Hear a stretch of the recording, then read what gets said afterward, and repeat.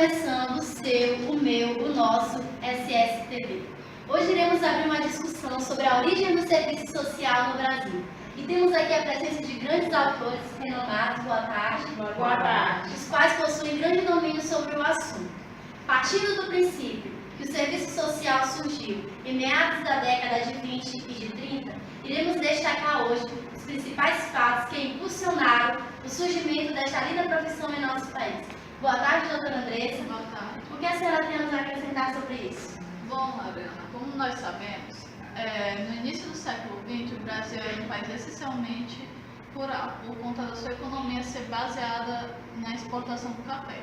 Mas com a consolidação do capitalismo e da industrialização no país, por volta da década de 20 e 30, ocorreu um acirramento entre as classes operárias e burguesas. E aí os movimentos operários, né, doutora, que passaram a chamar a atenção do Estado para que, de alguma forma, o Estado pudesse encontrar caminhos para sanar essas manifestações. Boa tarde, doutor Matheus. Boa tarde. Qual foi o posicionamento do Estado diante dessas manifestações, doutor? Bom, a necessidade de controle social da exploração da força de trabalho pelo Estado surge através de uma regulamentação jurídica da força de trabalho e a questão social passa a ser notada. As leis que abrem um caminho à intervenção do Estado para regulamentar o mercado de trabalho e leis conhecidas como proteção de trabalho, acidente ao trabalho e Código do Menor. Boa tarde, doutora Gisele. Boa tarde, Laureana. Doutora, qual foi o posicionamento dos burgueses diante dessa situação? Bom, os burgueses, eles queriam a organização do proletariado não para que as exigências deles fossem cumpridas, mas isso era uma forma deles manter o controle total sobre os trabalhadores. E faziam isso não porque eram bonzinhos, queriam mesmo total controle deles. Como uma forma de iludir os trabalhadores, né, doutora? Exatamente. Obrigada. Teremos agora a participação do Dr. Michael Nunes, que não pôde comparecer nesta tarde, mas que terá grandes informações a nos acrescentar. Bom, dentre os diversos aspectos da prática social realizada pelo empresariado durante a década de 20 e 30, podemos destacar dois elementos que fizeram parte do processo de implantação e desenvolvimento do serviço social no Brasil. Temos a crítica do empresariado, a inexistência de mecanismos que visassem a integração social do proletário, ou seja, não existiam políticas ou instituições preparadas para assegurar a integração do proletário ao mundo do trabalho fabril. E também a grande massa e conteúdo diverso da política assistencialista desenvolvida pelo empresariado no âmbito da empresa. Era uma política assistencialista que visava mais o controle, porque eles beneficiavam o trabalhador com o mínimo possível para garantir um controle sobre ele, evitando manifestações ou qualquer tipo de união deles contra o capital. Agradecemos a participação do Dr. Michael. Temos aqui a doutora Josi. Boa tarde, doutora. Boa tarde. Você tem alguma coisa a nos acrescentar, doutora? Ao mesmo tempo que se verifica a existência de uma política assistencialista que se acelera a partir dos grandes movimentos sociais de primeiro período pós-guerra, a maioria das empresas de maior porte, elas propiciam aos seus empregados uma série de serviços assistenciais, como vilas operárias, assistência médica e outros. E isso significa o controle social aliado ao incremento da produtividade e ao aumento da taxa de exploração. Obrigado, agradeço as informações acrescentadas por todos. Nós vamos aos comerciais e logo voltaremos com os fatos ligados à reação católica e sobre todo esse rebuliço nacional. Voltamos já.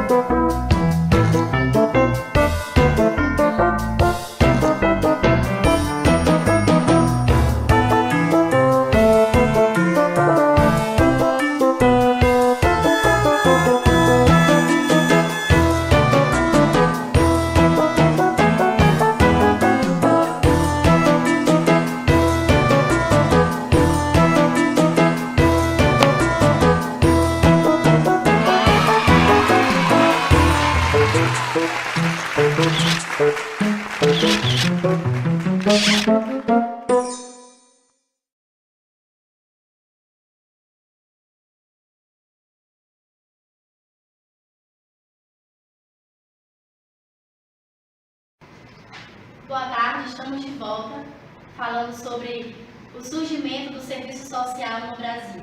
Para a desagregação da sociedade civil tradicional e para declínio de sua influência, a Igreja Católica reage. Essa reação tem por base métodos organizativos e disciplinares. Nós vamos ouvir agora a doutora Luzinete e a doutora Cleidiane, que irão nos falar um pouco sobre isso. Boa tarde.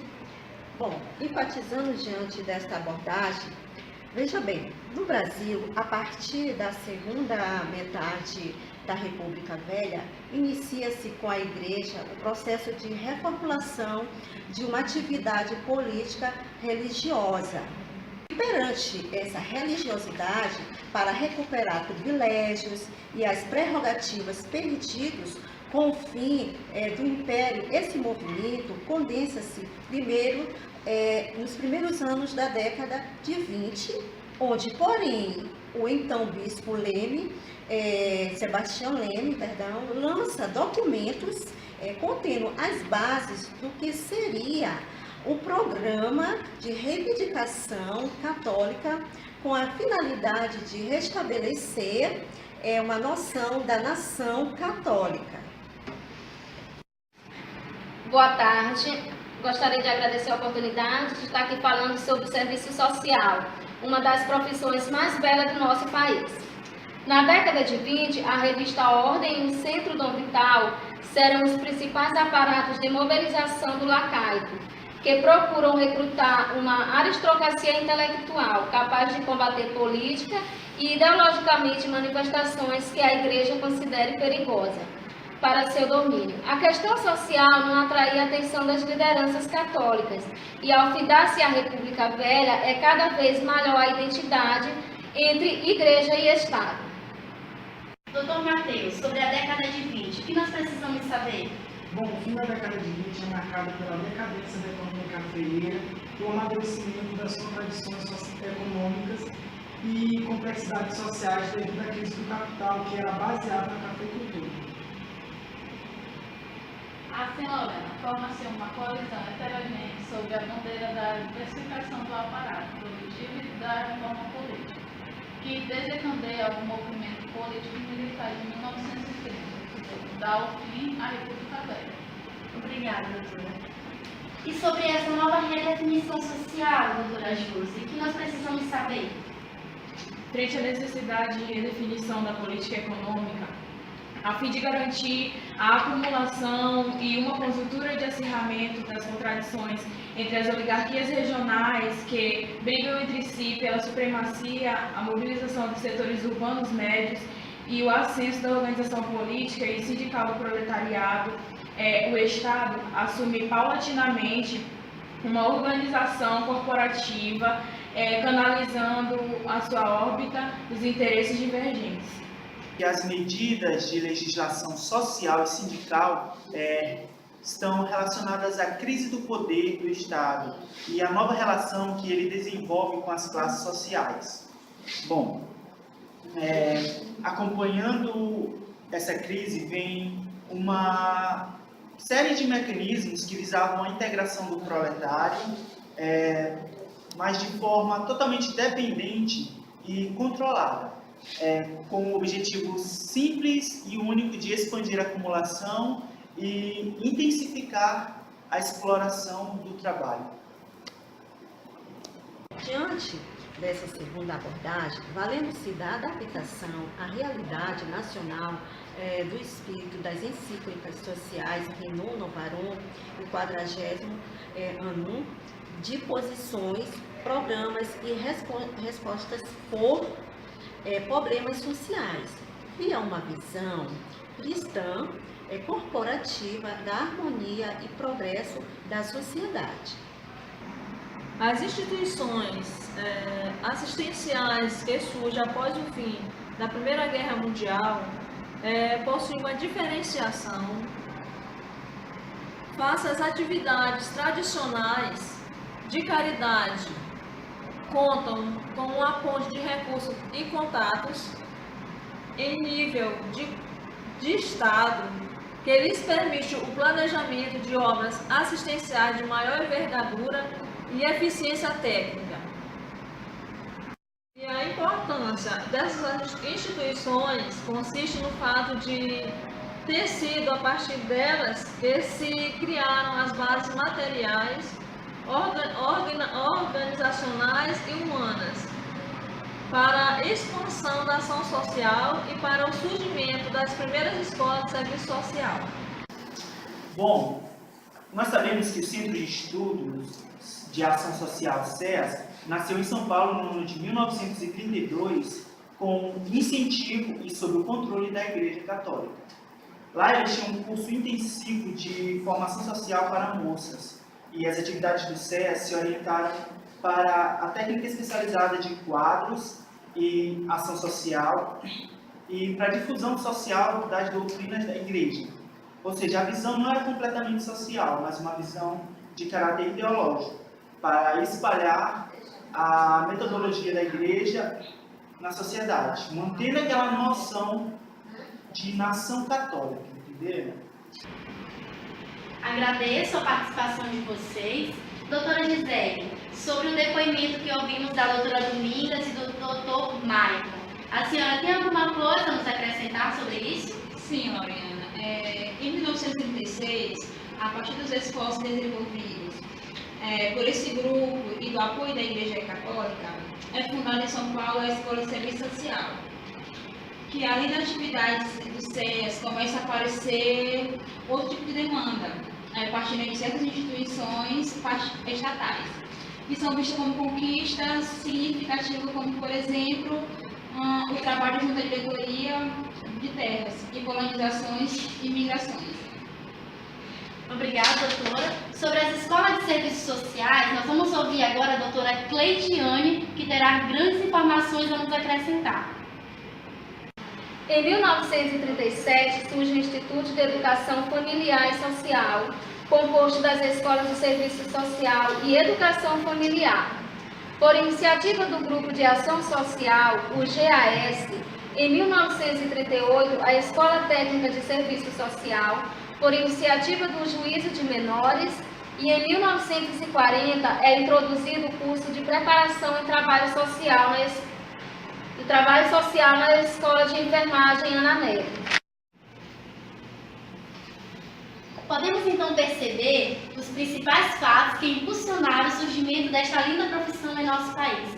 Temos a industrialização, os movimentos operários, a ação católica, entre outros, que impulsionaram o surgimento desta linda profissão que tem feito grande diferença no nosso dia a dia. Agradeço a participação de todos vocês, muito obrigada. Agradeço muito aos que não puderam comparecer, mas que mandaram seus depoimentos e somaram com essas informações do tema de hoje. Espero que vocês tenham gostado da nossa temática dessa tarde. Nos encontramos no dia 31, às 4 horas da tarde, na Faculdade Pitágoras, com uma grande mobilização do Outubro Rosa, com a coordenação da professora Cristiane Lima. Até a próxima!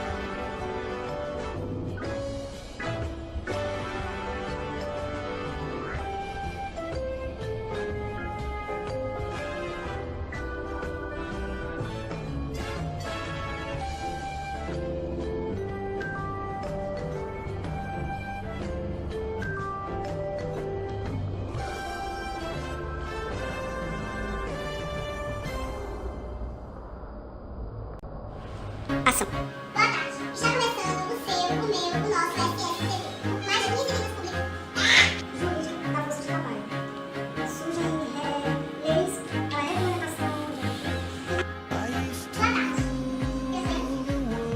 Boa tarde. Está... Dá essa risada de novo.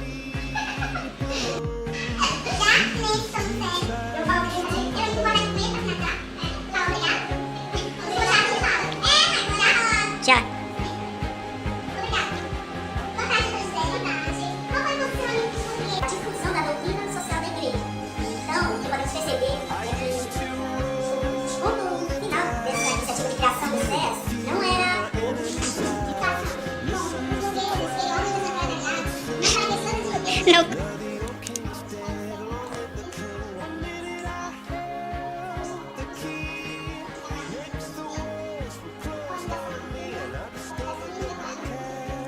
Peraí. Você tá me confundindo.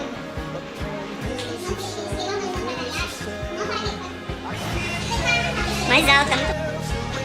Meu Deus.